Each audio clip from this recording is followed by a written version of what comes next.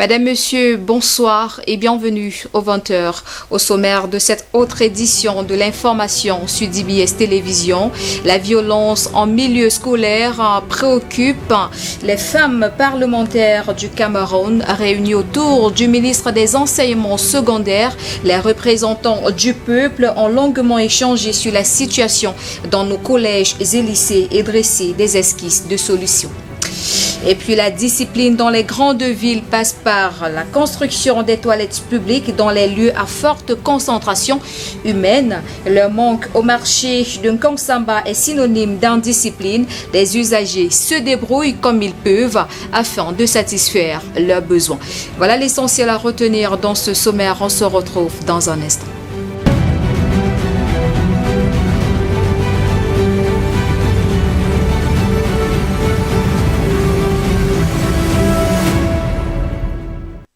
Madame, Monsieur, une fois de plus, bonsoir et bienvenue à la deuxième livraison du grand format de l'information sur DBS Télévision. Le réseau des femmes parlementaires du Cameroun est préoccupé par la recrudescence de la délinquance juvénile en milieu scolaire. Dans le cadre de la session parlementaire du mois en cours, une rencontre a été tenue hier lundi à Yaoundé avec la ministre des Enseignements secondaires. Judith Ngoyani Seronana y était également. Voici le reportage. La multitude de cas de violence et de délinquance juvénile en milieu scolaire amène à s'interroger sur l'origine de telles situations qui inquiètent. En bref, qui doit être blâmé? Les rencontres pour guérir de ce mal-être se tiennent de plus en plus, comme celle qui a réuni à Yaoundé les femmes parlementaires du Cameroun et la ministre des Enseignements secondaires, le professeur Pauline Nalova-Lyonga. Nous nous sommes dit qu'en tant que députés, dans le cadre de nos activités du réseau des femmes parlementaires du Cameroun, nous sommes heureux de nous associer à son œuvre. Nous voulons avoir l'opportunité d'examiner ce problème. Les échanges ont permis de décrier des actes d'indiscipline, notamment la consommation de drogue, contre laquelle il faut véritablement engager la lutte. Présents aux assises, des élèves justifient de tels égards de conduite par l'usage irresponsable des réseaux sociaux. Cette occasion me permet d'avoir le pouvoir sensibiliser mes camarades du lycée Leclerc sur les conséquences néfastes de la drogue et des réseaux sociaux en milieu scolaire, sur le thème du mauvais usage de ces réseaux. Au sortir des réflexions, le réseau des femmes parlementaires du Cameroun promet de mettre en débat le problème de la délinquance juvénile à la session parlementaire en cours.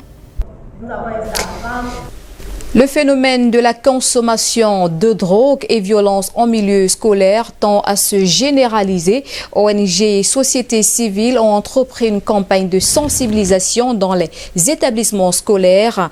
Question d'inverser la situation. Nos reporters Goura Abdul Kadir et Dalébias ont pris part à cette campagne au lycée Jos à Douala. Voici le rendu. Dans un gymnase archi-comble, Kamdem Gilbert tient en haleine les élèves du lycée Jos, tous attentifs au message de sensibilisation véhiculé contre la consommation des drogues et la violence en milieu scolaire. La cinquantaine bien entamée, l'homme envoie au chapitre du fait de ses 15 ans sous l'emprise des stupéfiants. Échappé des justesses, son expérience, il la partage avec la jeunesse. En tant qu'un témoin vivant de ce fléau, je l'ai consommé, j'ai abandonné. Il fallait maintenant que je fasse comprendre aux enfants qu'on peut s'en sortir, qu'on peut laisser. Conscient de tous les dangers que peuvent causer cette substance sur la santé et ses dégâts sur la société, ONG et société civile font corps avec le gouvernement pour juguler le phénomène. De tout ce qu'il y a comme phénomène de dépravation aujourd'hui, de déviance sexuelle, nous avons pensé qu'il était important de venir vers ces enfants pour les sensibiliser. C'est pour ça que nous remercions les autorités, n'est-ce pas, du lycée, c'est-à-dire qui ont bien accepté, n'est-ce pas, de nous accueillir pour que nous puissions faire passer ce message. À travers un jeu de questions-réponses, l'échange aura été fructueux et le panel espère corriger par là ce qu'ils ont appelé l'incivisme scolaire. Il était question vraiment que nous accompagnions le gouvernement dans la sensibilisation, parce que seul le gouvernement ne peut pas tout faire à la fois. Et le message semble être bien reçu au sein de la cible. La drogue peut tuer, la drogue te rend la vie courte. La drogue tue le poumon de l'homme. La drogue gâte la vie des jeunes. Sur le terrain depuis 2016, les acteurs entendent multiplier ces genres d'initiatives dans tous les autres lycées et collèges de la ville. Question de ne laisser personne sur le banc des adeptes des violences et de la consommation des drogues et autres formes de stupéfiants en milieu scolaire. Écho du Parlement à Yaoundé, la question de la sécurité routière a été débattue ce jour à l'Assemblée nationale à l'initiative du réseau des parlementaires sur la sécurité routière. C'est à la faveur d'une plénière spéciale présidée par la première vice-présidente de la Chambre basse, Judith Ndongo et Anissé Onana. D'après des chiffres relevant du ministère des Transports, les accidents de la route constituent la première cause de mortalité chez les moins de 25 ans, même si entre 2011 et 2019, on est passé respectivement de 1588 à 627 décès, soit une baisse considérable de 60%. Il reste que le nombre de décès enregistrés entre 2020 et 2021 préoccupe. À côté de l'excès de vitesse ou le mauvais état des véhicules, il y a le mauvais état des routes. Cette question a fait objet de débats entre députés et membres du gouvernement ce mardi. Le réseau des parlementaires sur la sécurité routière reconnaît que beaucoup a été fait en termes de sécurité routière au Cameroun. Cependant, il y a encore à faire. Au ministre des Transports de rappeler que le gouvernement a arrimé ses actions à celles de la décennie d'action 2011-2020 des Nations Unies. L'objectif de la décennie étant de stabiliser et de réduire le nombre de décès liés aux accidents de la route. Cette résolution, proclamée en mars 2010 par l'Assemblée générale des Nations Unies, invitait les États membres à mener des activités en faveur de la sécurité routière à travers 5 piliers principaux. La gestion de la sécurité routière, la sécurité des routes et mobilités, la sécurité des véhicules, la sécurité des usagers de la route et enfin les soins après accident. Le rallongement du réseau routier du Cameroun à plus de 123 000 km ne rassure pas, avec des défaillances que présente le ministre des Travaux publics. Celles-là qui sont directes, c'est d'abord l'augmentation du trafic routier, surtout des poids lourds.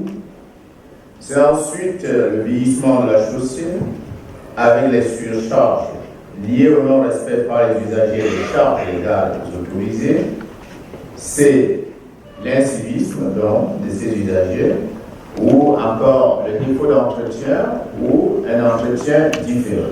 Les échanges auxquels sont intervenus les ministres de la Justice et de la Santé publique ainsi que le secrétaire d'État à la Défense se doivent d'aboutir, selon l'honorable Hilarion Etong, à des actions de prévention, d'encadrement, d'éducation, de sensibilisation et de communication sur la sécurité routière. Le temps s'est arrêté l'instant d'une nuit à Douala, une nuit éclairée aux couleurs du Nigeria et du Cameroun, organisée par le consul général du Nigeria au Cameroun, un moment particulier que nous font revivre El Jérémy Thierry Selani. Ils étaient déjà liés par l'histoire et la langue, ils le sont aussi par la culture de l'excellence. Le Nigeria et le Cameroun ont applaudi de concert, ce qui, au quotidien, sur les deux rives autour de Bakassi, travaille à rapprocher encore plus ces deux voisins devenus frères. Ils se sont retrouvés justement sur les berges du Vouré, c'est à Douala, le temps d'une nuit pour se congratuler et s'encourager mutuellement. Les awards organisés par le NCTC, entendu Nigeria Cameroon Trade Council, ont été remis à divers acteurs du développement retrouvés dans les secteurs de la finance, du commerce ou même de la coopération. Je suis très honoré ce soir par rapport à ce prix que nous avons reçu à cet award 2021 organisé par le consul du Nigeria. Une soirée en béton soutenue par un partenaire omniprésent sur l'échiquier économique des deux pays, lequel cimente depuis plus d'une décennie déjà les relations entre Lagos et Douala. Dangote Cement, puisque c'est de lui qu'il s'agit, est au cœur de cette action qui favorise l'essor économique de l'Afrique, mais plus encore le renforcement des liens fraternels. Le NCTC pour Dangote, c'est une institution, c'est un événement qui célèbre, comment je peux dire, the Africa we want, c'est-à-dire que l'Afrique que nous souhaitons, c'est-à-dire qu'une Afrique des échanges commerciaux, mais interculturels, un vivre ensemble, mais pas seulement national, un vivre ensemble continental. Donc pour nous, c'est des valeurs auxquelles nous tenons énormément. Tout ce qui est la transformation de l'Afrique vers un développement positif, vers un développement intégré. Une soirée qui, pour le consul général du Nigeria à Douala, est porteuse de belles promesses. Je crois que c'est le début d'une histoire incroyable pour la suite des échanges entre les deux pays. Dieu sait pourquoi il nous a placés côte à côte. Le plus important est de découvrir ce qu'il y a de mieux et d'assurer une meilleure vie à nos populations. Des bases plus que jamais solides donc, sur lesquelles se construira le futur de l'Afrique. De plus en plus, la dignité humaine est mise en mal sur les réseaux sociaux. Les images affligeantes des personnalités publiques défilent sur la toile. L'intérêt d'une telle initiative suscite des interrogations. Hervé Mokouri. Pathétique, insupportable.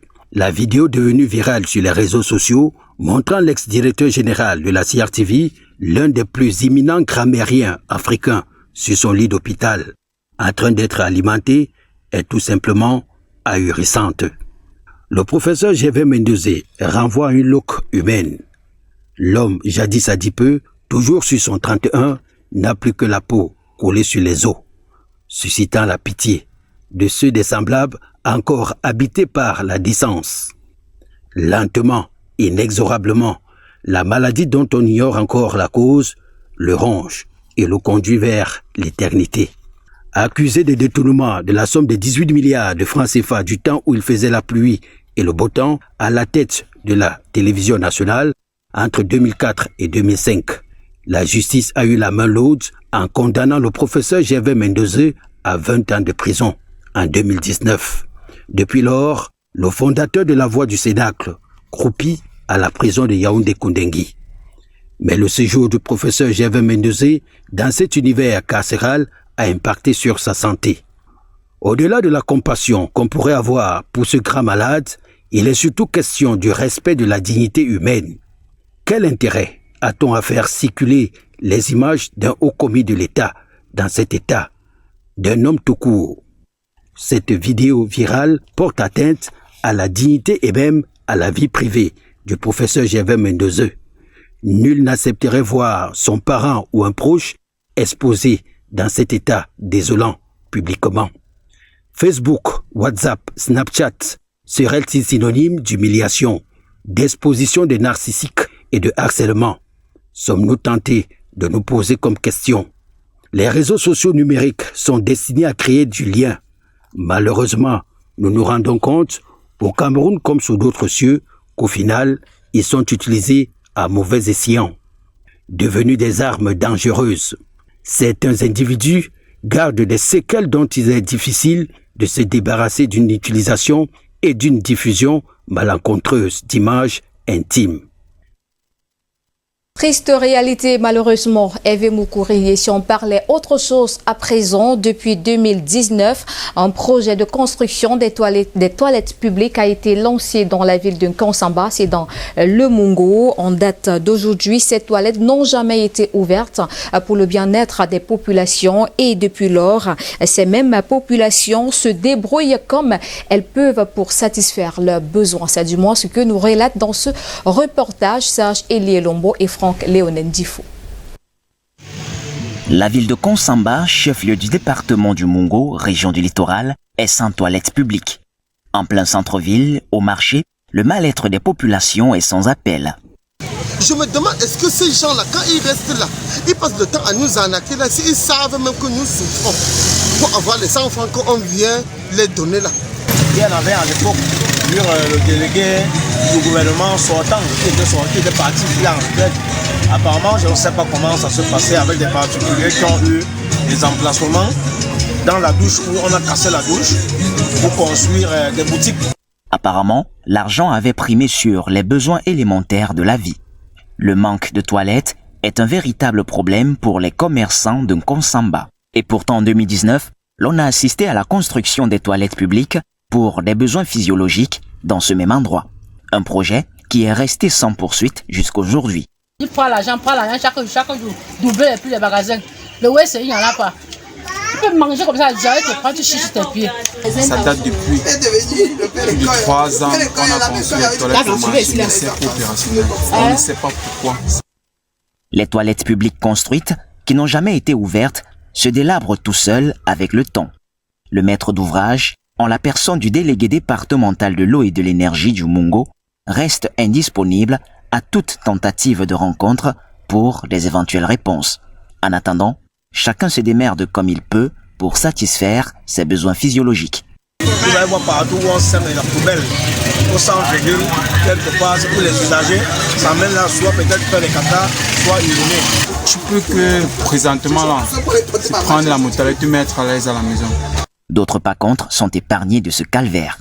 Nous avons cette chance-là que le bail en construisant sa maison a produit une fois les toilettes internes.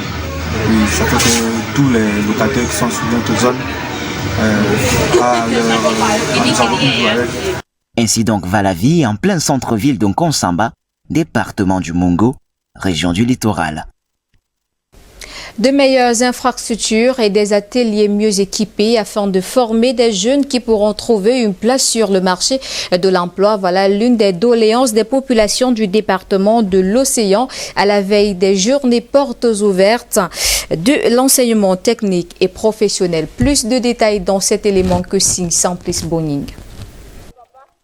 Bien loin des belles plages de Kribi, en plein cœur d'Adjab, il est midi et à longueur de journée, des jeunes tuent le temps, comme on le dit communément ici. Les gens qui sont les enfants qui sont assis là, ce sont les enfants. Ils veulent des emplois, on n'en a pas. Ils ne font rien. Pourtant, de grands projets et agro-industrie pullulent dans ce département. La société ne veut pas leur faire l'honneur. Paradoxe, la conquête d'un emploi ne semble pas y être un long fleuve tranquille. Les doléances se multiplient à chaque opportunité. Nous avons des sociétés agro-industrielles telles que Evecam. On nous dit réellement que le port en eau profonde de Kribi n'est pas un port de Kribi, c'est un port de la sous-région. C'est bien vrai. Mais est-ce que, étant placé chez nous, ça peut empêcher à ce qu'on place aussi certains de nos... La dure réalité à laquelle sont généralement confrontés ces jeunes demandeurs d'emploi est la qualité de leur formation, apprend-on. L'État conscient de cet état des choses met depuis fort longtemps un accent sur la professionnalisation des enseignements. Le département compte d'ailleurs une dizaine de CETIC et 6 lycées techniques pour un effectif de 5460 élèves encadrés par 435 enseignants. Malgré cette volonté, la qualité des infrastructures et des équipements destinés à la formation pratique ne sont pas toujours en phase avec l'évolution technologique. L'état de ce bâtiment, abritant la délégation départementale des enseignements secondaires, en est une parfaite illustration. Ce qui plombe tout effort fourni en amont. Le choix de Kribi pour le lancement de la 28e édition des journées portes ouvertes de l'enseignement technique et professionnel est une marque d'attention du ministre des enseignements secondaires pouvant apporter des solutions durables à l'image de cette ville industrialo-portuaire. Tel est le souhait des fils et filles du département de l'Océan. Après le département de l'Océan, on met le cap dans la région de l'extrême nord. Les localités d'Amchidji et Limani secouées par la secte terroriste Boko Haram renouent avec les activités économiques. Des nombreux projets mis en place par le gouvernement et en partenariat avec le PNUD ont permis de stabiliser ce département et favoriser le retour de la population. Cas pratique dans la ville de Gawel avec nos reporters Goura Abdulkadir et Abdul Alim. La circulation reprend de nouveau droit de cité dans la plaine poussiéreuse de Gawel, l'une des localités de Ndoukoula, dans le Diamaré secoué par la crise sécuritaire de Boko Haram. La coton-culture, l'une des principales activités ici, vacillait sous le diktat des terroristes, nourrit de nouveau son homme. Et peu à peu, la population reprend aussi goût à la vie et revient à ses occupations primaires. Devant la cour royale, les sujets du Lawan se retrouvent de nouveau sur place ce matin après des années d'absence synonyme de confiance retrouvée et au rythme du son du tiroir, ils le font savoir. L'école, l'une des victimes portant encore les stigmates de la crise, essaye tant bien que mal à faire sa toilette. Les élèves s'en occupent avec à l'idée le respect des mesures barrières. Au marché de Gawel, les couleurs d'une vie nouvelle se dessinent. Aux premières heures de la matinée, boucherie et petits commerces tournent malgré la timidité. Et c'est dans cette atmosphère que le meunier du village retrouve lui aussi ses occupations habituelles et mise sur sa machine pour gagner son pain quotidien dans une ville qu'il a vu naître. Lieu de culte, centre de santé accueille de nouveau les populations. Avec beaucoup d'espoir, Gawel sort lentement mais sûrement de son statut de ville fantôme imposé par la secte terroriste de Boko Haram. À présent, on parle sport. La 6e journée du championnat régional ouest de football. Un top match qui oppose à Renaissance FC à Polytechnique de Bansoua au stade municipal de Fumban en pleine réflexion. Une rencontre qui s'est achevée sur un score de 0 buts. Alexis Yongwa. Un joyau encore en chantier. Le stade municipal de Fumban fait peau neuve. Une réalisation, la mairie éponyme dont le chef, l'honorable Hermine Patricia Domano Damjoya est présidente du club de football Renaissance du Noun qui recevait le week-end dernier Polytechnique de Bansoua dans le département de la Ménois. Un match de la sous-poule à comptant pour la 6e journée du championnat régional ouest de football. Une rencontre qui commence par un retard de 28 minutes suite à l'absence d'un arbitre assistant. Une solution sera trouvée pour un match dont les 20 premières minutes sont à l'avantage des locaux qui malheureusement sont incapables de concrétiser les occasions. À la 30e minute, le match est suspendu par le central pour agression de supporters sur un jeu de Polytechnique de Bansoua. Le jeu reprendra 5 minutes plus tard. L'agresseur est mis hors du stade par ses camarades, pas très satisfait de son comportement. Le but de Polytechnique intervient à la 65e minute. Pas très serein au regard de l'environnement très tendu. Le central valide le but puis l'annule après concertation des autres officiels pour hors-jeu. Le staff de Polytechnique de Bansoua conteste et porte des réserves. Après un peu plus de 20 minutes de brouille, la rencontre reprend pour un score final de 0 but. On ne peut pas jouer dans ces conditions. Nous étions en insécurité. On ne pouvait pas produire le jeu. On ne nous a pas laissé produire le jeu. Vous-même, vous étiez là, vous avez vécu les faits. Maintenant, on attend la phase de retour pour pouvoir essayer de remettre un peu les pendules à l'air. Rien n'est encore joué parce que nous sommes tous là. Nous sommes tous là et on croit qu'à la fin, nous dira tout ce qu'on pourra faire. L'indiscipline caractérisée des supporters de Renaissance et des fédérales du Noun sur le stade doit retenir l'attention de la Ligue régionale. Le football étant d'abord un jeu. Restons en sport, toujours avec vous, Alexis Yongwa. Le stade municipal de Bamenzi de Bafoussam a abrité ce week-end 2 matchs de l'élite Tour. En premier, Aigle de la Ménois et Fauve Azur de Yaoundé se sont séparés sur un score d'un but partout. En seconde rencontre, Racing Tout-Puissant de l'Ouest a pris le dessus sur Ngaoundéré FC sur un score de 2 buts contre 0. Toujours au rythme du respect des mesures barrières contre la Covid-19. Ce week-end, le stade Bamenzi de Bafoussam a abrité 2 rencontres comptant pour la 3e journée du championnat de football Élite 2. Premier match, Aigle de la Ménois recevait Fauve Azur de Yaoundé, nettement supérieur à son adversaire sur le plan technique, malheureusement moins habile devant les buts de l'Aigle. Les Verts vont se réajuster à la 2e manche. Ce réveil est payant à la 73e minute avec l'ouverture du score. Le cousin des Fauves d'Undé va se lancer dans une offensive et obtient l'égalisation dans les arrêts de jeu. Normal, on a en face de nous une équipe qui collectivement est très avancée et qui ensemble depuis. Nous sommes de modestes apprenants. C'est vrai que c'est une vieille équipe, mais il y a de cela 3 semaines, nous commencions les entraînements. La possession de balle, on a eu la maîtrise du jeu, on s'est créé énormément d'occasions, mais l'Aigle nous a montré, nous a donné une leçon de réalisme. Un joueur qui rentre, qui tire 2 fois, qui marque 1 fois. Et c'est le foot.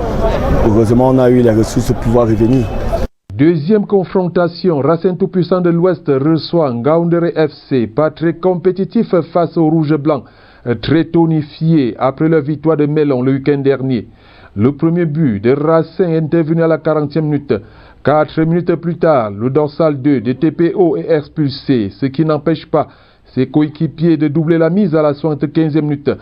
3 matchs, 3 victoires, de quoi rassurer le coach Bernard Fotso. J'avais dit au début, Racing de Bafoussam doit d'abord se maintenir avant de chercher à monter.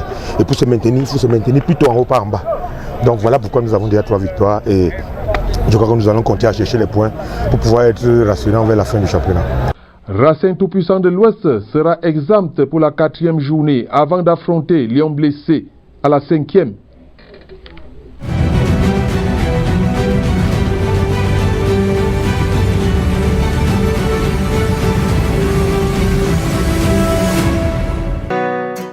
Ce soir, nous vous amenons au marché Nkoulouloun, c'est à Douala. Là-bas, tout un secteur est consacré à la vente d'objets d'emballage ou de récupération. Seaux de peinture et de produits parfois toxiques et fuient de toutes dimensions. Place à la beauté des images.